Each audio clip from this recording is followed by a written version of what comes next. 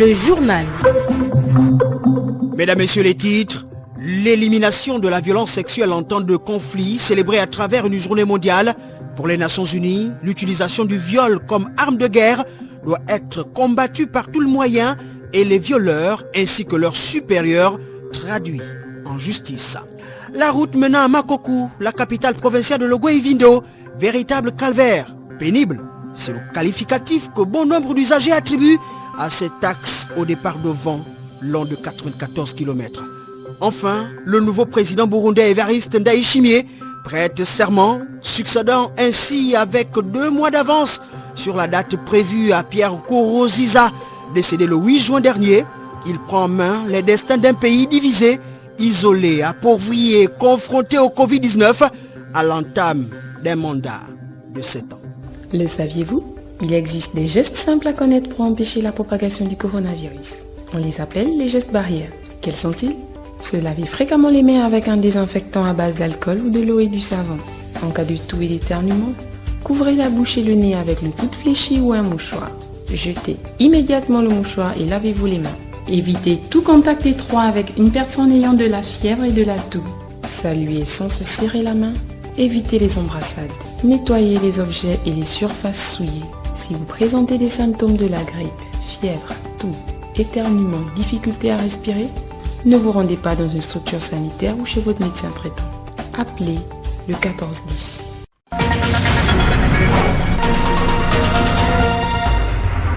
Je suis Achille Mwanda Moussoti, bienvenue à tous. La communauté internationale célèbre ce 18 juin la journée pour l'élimination de la violence sexuelle en temps de conflit. Un moment qui interpelle et sensibilise l'opinion sur la nécessité de mettre fin à ce type de violence et d'honorer les victimes et les personnes survivantes. Claudette Théoré. Proclamée en 2015 par l'Assemblée générale des Nations unies, la journée du 19 juin de chaque année consacrée à la lutte contre l'élimination de la violence sexuelle en temps de conflit n'est certes associée à aucun conflit en particulier, mais fait référence à une tragédie pour l'humanité. Selon les représentants de l'ONU, cette journée doit être une source d'inspiration pour des normes internationales de reddition de comptes, une occasion de manifester de la solidarité envers les victimes et de rendre hommage à celles et ceux qui luttent en première ligne pour éliminer ces crimes. Oui, l'expression violence sexuelle liée au conflit recouvre des actes tels que le viol, l'esclavage sexuel, la prostitution forcée, l'avortement forcé, le mariage forcé, ainsi que toute autre forme de violence sexuelle de gravité comparable perpétrée contre des femmes, des hommes, des enfants et ayant un lien direct ou indirect avec un conflit. Rappelons que cette date a été choisie pour commémorer l'adoption décisive le 19 juin 2008 de la résolution 1820 dans laquelle le Conseil de sécurité a condamné l'utilisation de la violence sexuelle comme arme de guerre pouvant faire obstacle à la consolidation de la paix. Et en ce temps de la Covid-19, les conséquences pour les victimes dans les zones concernées sont de plus en plus désastreuses d'après des experts de l'humanitaire. L'élimination de la violence sexuelle en temps de conflit concerne tous les pays, même ceux n'ayant jamais connu de guerre, à l'image du Gabon. Quelles peuvent en être les raisons? Tentative de réponse avec Annie Mboga, magistrate, membre de la Commission nationale des droits de l'homme, au micro de Claudette Théoré. Tous les 19 juin de chaque année, nous célébrons une journée pour l'élimination de la violence sexuelle en temps de conflit. Cela veut dire tout simplement qu'à un moment donné, l'on s'est rendu compte que les violences sexuelles sont désormais pour certains belligérants une arme de guerre et que c'est utilisé pour vaincre l'ennemi, à tout le moins vaincre celui-ci. Vous allez me dire, le Gabon n'est pas un pays en guerre, pourquoi en parler? Nous répondons que le Gabon fait partie de la communauté internationale. Le Gabon est donc membre de l'Assemblée générale des Nations unies. Le Gabon fait partie de ces pays-là parce qu'il s'agit d'une résolution votée à l'unanimité. Donc, fait partie de ces pays qui ont pris cette décision. Et l'obligation qui en écoule pour le Gabon, c'est de faire en sorte que son ordonnancement juridique interne, c'est-à-dire le code pénal gabonais, prévoit de telles infractions pour que, en situation identique, l'on ne se retrouve pas face à un vide juridique. Et n'oublions pas que les armées, les soldats gabonais sont souvent envoyés sur des terrains étrangers. Avoir un dispositif légal national pour dénoncer ce genre de comportement nous permet de sensibiliser nos militaires avant même qu'ils n'aillent en milieu de conflit. Autre journée mondiale célébrée, celle de lutte contre la drépanocytose autour du thème « La thérapie génique, un espoir de traitement ». Une nouvelle approche bénéfique pour les 50 millions d'individus touchés dans le monde et très fréquente chez les populations d'origine africaine, subsaharienne, des Antilles, d'Inde, du Moyen-Orient et du bassin méditerranéen. Patrick Nzengimbembo. 300 000, c'est le nombre d'enfants africains qui naissent chaque année atteints de drépanocytose. Une affection encore largement méconnue et pourtant mortelle à grande échelle. Une journée mondiale lui est consacrée, occasion de faire le point sur cette maladie génétique négligée. Professeur Alain Ondo. Il y a 2000 drépanocytaires au Gabon et qu'il naît à peu près 200 drépanocytaires chaque année au Gabon. Ça, ce sont nos statistiques. La mortalité dans notre centre, elle est très proche de celle des États-Unis, 2%. Mais à l'intérieur du pays, la mortalité tourne autour de 50-60%, c'est-à-dire 3 enfants sur 5 ne fêteront pas leur 5e anniversaire. Aujourd'hui, le traitement de cette maladie repose sur la greffe de moelle et aussi un médicament pris par voie orale. Ces deux approches ont ces dernières années grandement changé l'espérance de vie des patients. Nous avons, nous, ici au Gabon, fait déjà 2 greffes de cellules souches placentaires en 2012. Ces enfants ont aujourd'hui 5 ans et se portent très très bien. Cette deuxième technique qui s'appelle la thérapie génique nous permet aujourd'hui de guérir les enfants qui ont plus de 15 ans. Parce que la greffe de cellules souches s'arrêtait à 15 ans. Maintenant, avec la thérapie génique, donc le traitement du chromosome, nous pouvons traiter les drépanocytaires adultes. La lutte contre la drépanocytose figure depuis 2009 parmi les priorités de l'OMS pour la zone Afrique et occupe le 4e rang en matière de santé publique mondiale après le cancer, le sida et le paludisme. Covid-19 au Gabon, quid de la délivrance des laissez-passer pendant cette période de confinement partiel et géographique du Grand Libreville? De nombreux observateurs s'inquiètent de la propagation de la pandémie dans le pays avec des chiffres alarmants. L'analyse est signée Ahmed Ryan Diengi. Les chiffres augmentent chaque jour. Plus de 4000 cas déclarés positifs par le COPIL pour seulement une population d'à peu près 1 800 000 habitants. Quoique ces chiffres ne concernent uniquement pas que les Gabonais. Mais toujours est-il que le danger est bien présent. À vouloir comprendre les causes, nous portons un regard pointu sur l'une des mesures prises par le gouvernement de la République portant sur le confinement partiel et géographique du Grand Libreville.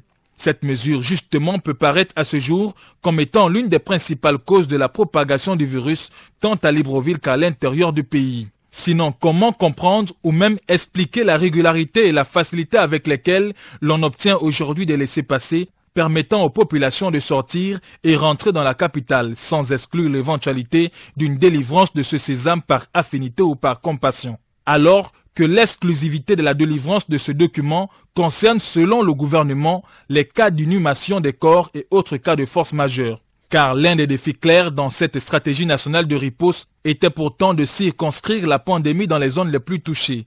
Or, aujourd'hui, on constate pour le déplorer que ce virus se propage silencieusement dans tout le pays, touchant ainsi 8 provinces sur 9. Détenir un laissez-passer nous donne-t-il le droit de nous ériger en compagnie de transport, comme on peut malheureusement le constater sur la Nationale 1, ou partir de Libreville pour l'intérieur du pays ne semble plus impossible en cette période de crise sanitaire, où notre capitale constitue pourtant l'épicentre de cette pandémie dans le pays. À côté de ces comportements inciviques se greffe également une explosion du prix du transport au sein de l'espace territorial du Grand Libreville.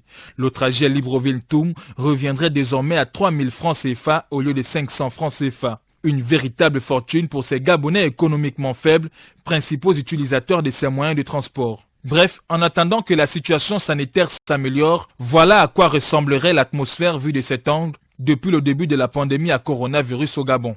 Ahmed Ryan Nziengi. Dénuant toute pertinence à un confinement qui ne freine en rien la diffusion du Covid-19 dans le pays, mais détériorerait l'économie et les conditions de vie des populations, plusieurs compatriotes rencontrés par notre reporter Gaël Mbimba Okoko invitent diversement le gouvernement à envisager un plan de déconfinement progressif. On les écoute. Le mieux serait de conserver les gens à la maison parce qu'on n'a pas encore atteint le pic, parce que ça risque d'être problématique. Si on déconfine, ça veut dire que les enfants retournent à l'école, les étudiants retournent dans les amphis et ça peut être dramatique. Non, on ne se sent pas forcément à l'aise, mais c'est une obligation, il en va de sa santé personnelle et celle des autres. Je suis pour le maintien du confinement. Il faut que nous prions vraiment le gouvernement qu'il regarde que notre économie à terre. On ne peut même pas en compter. Le loyer, la nourriture, vraiment c'est la catastrophe. Certes, la maladie est là, mais qui n'ont qu'à trouver les voies et moyens pour qu'on puisse vivre avec la maladie comme ceux qui ont le VIH, ceux qui ont les palus. La seule chose qu'on peut faire, c'est respecter les mesures barrières. Donc en clair, vous êtes pour un déconfinement? Un déconfinement avec les mesures barrières. Nous avons fait un certain nombre de propositions au gouvernement. Ces propositions sont claires. Premièrement, instauration obligatoire du thermoflage aux entrées des lieux de culte. Deuxièmement, port obligatoire du masque dans les lieux de culte. Troisièmement, dispositif de lavage des mains ou utilisation du gel hydroalcoolique aux entrées et aux sorties des lieux de culte. Quatrièmement, distanciation minimale d'1 mètre de part et d'autre entre les personnes en milieu de célébration. Cinquièmement, interdiction de tout contact physique.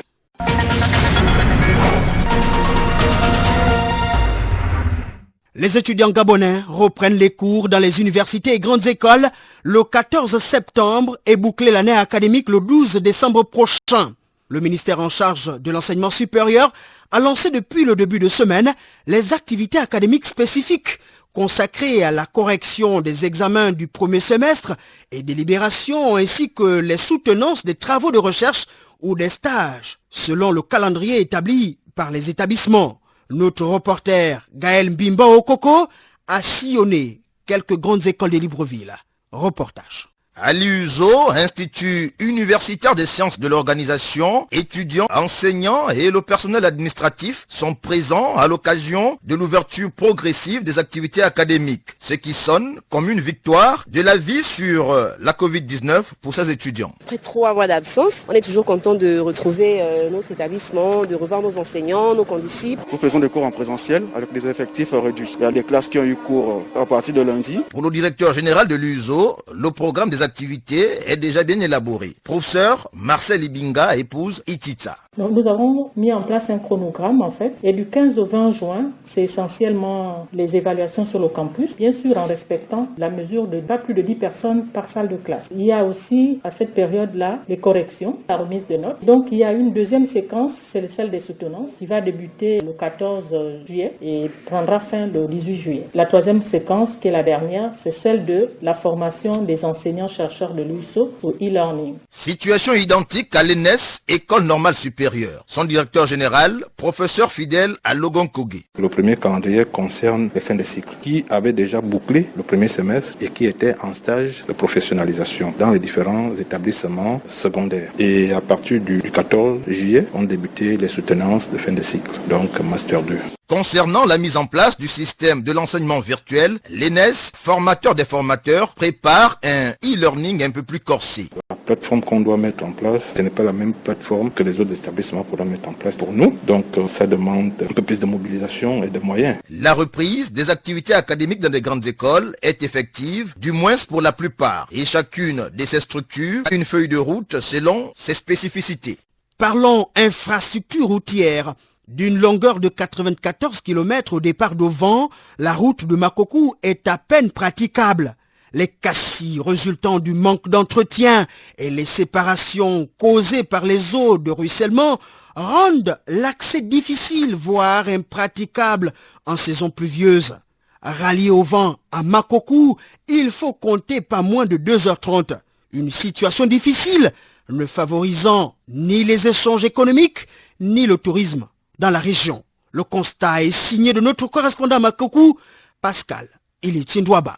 L'axe Ovan-Makokou, long de 87 km, mérite d'être évoqué à plus d'un titre. Après le confort que procure l'accès en voiture du carrefour Lalala à la commune d'Ovan, l'enthousiasme commence à se perdre dès la sortie du chef-lieu du département de Lamboum jusqu'à Makokou. Même si à certains endroits le tronçon est praticable, il n'en demeure pas moins que la situation de l'axe Ovan-Makokou n'est qu'un arbre qui cache la forêt, car l'ensemble du réseau routier provincial n'est guère reluisant. Vraiment, ça nous fait mal, parce que jusqu'à preuve le contraire, nous n'arrivons pas à comprendre que c'est 96 km qui nous causent des handicaps, alors que nous sommes dans un pays de droit où il y a suffisamment de moyens et tous les jours nous voyons le bois sortir. Ces 96 km nous gênent vraiment parce que sans vous le mentir, les véhicules prennent un coup.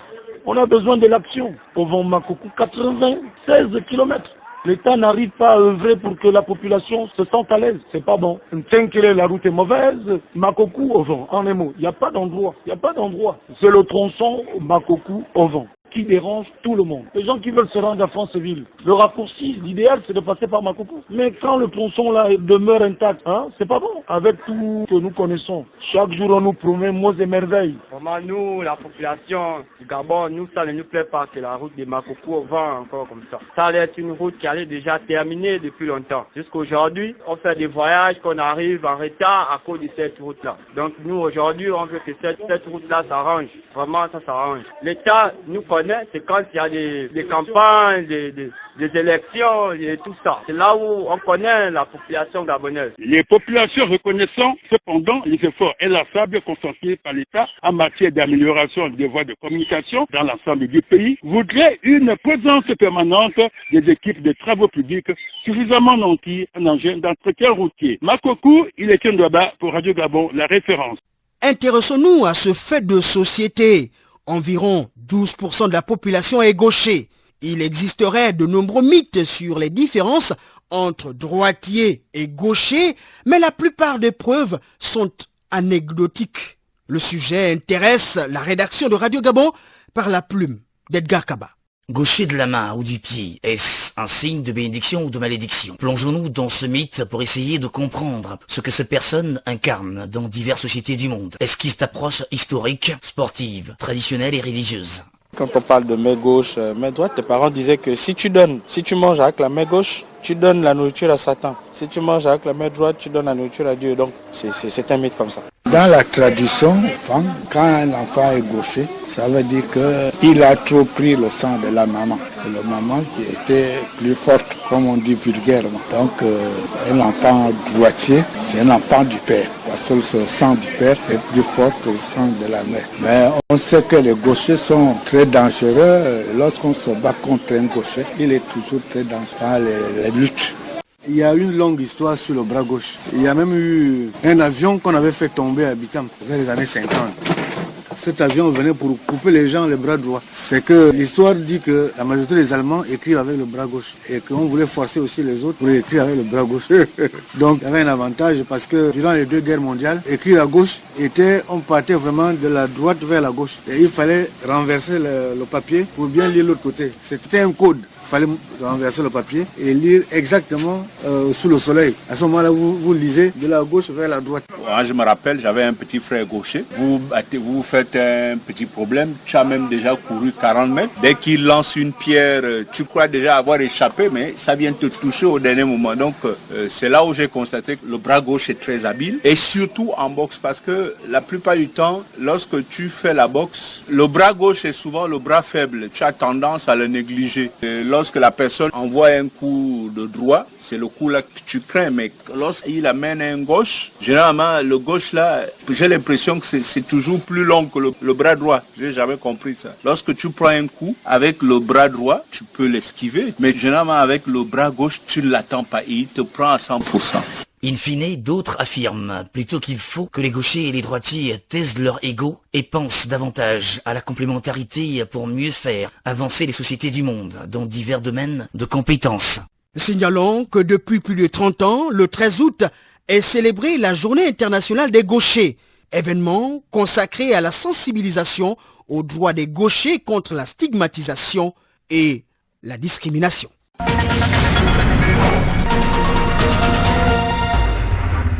L'actualité à l'étranger, le président Évariste Ndayishimiye a prêté serment au Burundi avec 2 mois d'avance sur la date prévue après le décès de son prédécesseur, Pierre Nkurunziza. Il prend un pays pour 7 ans avec plusieurs défis à relever. Landry Boudiongo. Devant Dieu le Tout-Puissant, devant le peuple burundais, seul détenteur de la souveraineté nationale, moi Évariste Ndayishimiye, je jure fidélité à la charte nationale, à la constitution de la République du Burundi et à la loi. C'est en ces termes que le nouveau chef de l'État burundais a prêté serment devant la population et le corps diplomatique accrédité dans ce pays.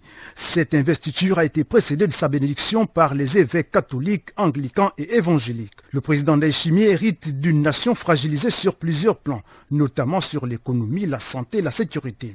Pour le relever, il devrait se baser sur les 3 cités pendant sa campagne. Le premier porte sur la réconciliation nationale qui s'appuierait sur les résolutions issues des accords d'Arusha en Tanzanie, notamment sur le retour des exilés politiques au pays, la limitation des mandats à 2 et penser les plaies des guerres civiles ayant fait plus de 300 000 morts entre 1993 et 2006.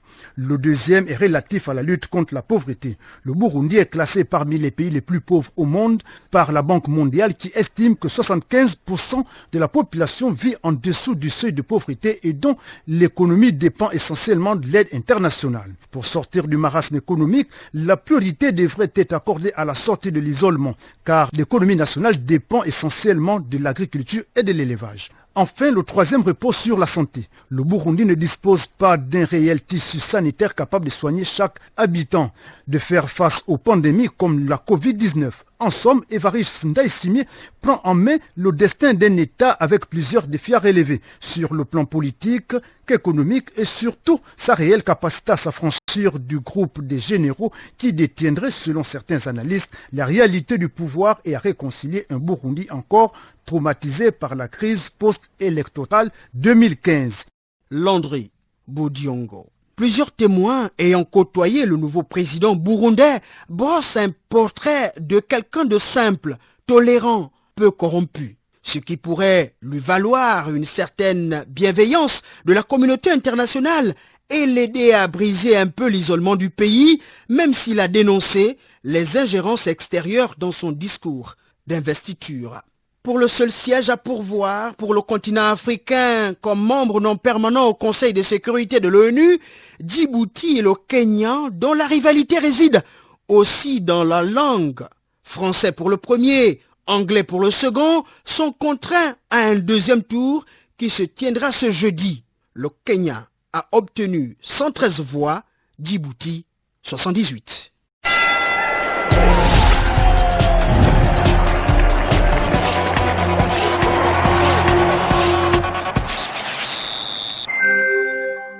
Le sport, c'est avec vous, Frédéric Nancy-Pagnan Bolosamba. Bolosamba, Achille. L'information sportive est entièrement consacrée au football et on débute par cette bonne nouvelle. Pour l'international gabonais Anthony Famezui, le gardien des Panthères vient de s'engager avec un club luxembourgeois. Oui, l'actuel gardien numéro 1 des Panthères a signé pour 3 ans avec le FC Rodange 91, club du championnat de première division du Luxembourg. Après sa pige à l'USAR Union, club de 3e division française, c'est un nouveau défi pour Anthony Famezui. Joint au téléphone par David Maguena, il nous parle de cette nouvelle aventure. Mon sentiment, il est que je suis très content de cette signature parce que tout d'abord c'est une D1. Et en plus de ça, le challenge sportif est très intéressant. Donc c'est vraiment un sentiment de joie aujourd'hui avec les années que j'ai vécues dans le passé. Donc pour moi aujourd'hui, voilà, je savoure seulement cette signature. J'ai signé un contrat de 3 années, mais j'ai mis dans ma clause que chaque fin de saison, je serai prêt à discuter avec des clubs pour partir libre. Donc du coup, on va dire que c'est 3 saisons, mais chaque saison, je suis quand même plus ou moins libre pour pouvoir discuter avec des clubs justement au-dessus du FC Rodange. On parle encore d'un autre international gabonais, cette fois-ci d'un attaquant, Livan Obisanvier. Oui, l'attaquant gabonais de 24 ans du club espagnol de 3e division Union Deportiva Fuente de Cantos et convoite plusieurs clubs. Mais Livan Obissa n'a pas encore choisi sa future destination. Au micro de David Maguena, Obissa nous parle de sa situation actuelle. Alors ma saison s'est très bien passée. Je suis arrivé à Fuente de Cantos en janvier, durant le mercato d'hiver. Et l'objectif était le maintien, car l'équipe avait commencé de manière très difficile. Du coup, ils se sont renforcés en janvier. Ils m'ont recruté. Ils ont recruté 2-3 éléments défensifs qui nous a permis d'obtenir notre maintien juste avant la crise sanitaire. Du coup, nous sommes maintenus. Et moi, au niveau personnel, je restais sur 3 buts durant les 4 derniers matchs. Donc du coup, au niveau personnel, je suis très content. Je suis attaquant. Dans un premier temps, j'ai signé à Fonte-les-Cantos pour terminer la saison, c'est-à-dire jusqu'au 30 juin 2020, avec 1 an d'option pour la saison prochaine si le club veut me garder. Ils m'ont déjà fait une demande de rénovation. Du coup, je réfléchis, j'y pense. Et dans le foot, tout va vite. Donc si aujourd'hui, j'ai une proposition d'un club au-dessus, j'y penserai. Aujourd'hui, mon agent a reçu des offres d'autres clubs de 3e division. On y travaille et on choisira la meilleure option possible pour ma progression et pour mon futur. Nancy, on termine par cette nouvelle. Après la Bundesliga, la Liga, un autre grand championnat européen a repris ses droits. Il s'agit de la Première Ligue. Et il intéresse particulièrement les Gabonais. En effet, puisque le premier choc de la reprise de la Première Ligue a opposé Manchester City à Arsenal de Pierre-Emerick Aubameyang. Arsenal dominé, battu 3-0 par les Citizens. Une reprise difficile pour l'attaquant gabonais Aubameyang, passé à côté du matou comme l'ensemble de son équipe. Le directeur technique national du football gabonais n'a pas raté cette sortie d'Arsenal. Écoutons l'analyse de Raphaël Nzamba au micro de David Magena. Un match à demi-teinte de la part de notre capitaine. Il faut avouer qu'il a été très généreux dans les efforts. Et je trouve que les gens n'exploitent pas très bien ses mouvements, sa mobilité. Je crois que là encore, il a été privé de ballon. Je crois qu'il n'y a pas encore suffisamment de lien entre sa ligne de milieu et lui. Donc je crois simplement que comme c'est une reprise, peut-être que ça va s'améliorer d'ici là, mais je ne doute pas un seul instant des qualités de notre capitaine. On précise que ce match, Manchester City et Arsenal comptaient pour la 28e journée de la Première Ligue. Les nouvelles de sport de Frédéric Nancy Pagna viennent mettre un terme à ce journal dont je vous en rappelle les titres. L'élimination de la violence sexuelle en temps de conflit célébrée à travers une journée mondiale. Pour les Nations Unies, l'utilisation du viol comme arme de guerre doit être combattue par tous les moyens et les violeurs ainsi que leurs supérieurs. Traduit en justice. La route menant à Makokou, la capitale provinciale de l'Ogooué-Vindo, véritable calvaire. Pénible. C'est le qualificatif que bon nombre d'usagers attribuent à cet axe au départ de vent long de 94 km. Enfin, le nouveau président burundais Evariste Ndayishimiye prête serment, succédant ainsi avec 2 mois d'avance sur la date prévue à Pierre Nkurunziza. Décédé le 8 juin dernier, il prend en main les destins d'un pays divisé, isolé, appauvri et confronté au Covid-19 à l'entame d'un mandat de 7 ans. Le journal est préparé par la rédaction de Radio Gabon. Nick Jocelyn Fouba et Claudette Théoré assurent la coordination. Je suis Achille Mwanda Moussoti. Restez prudents et respectez les mesures barrières.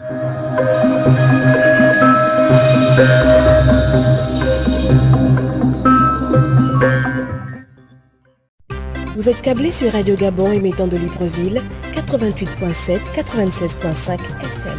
Où que vous soyez, nous sommes avec vous.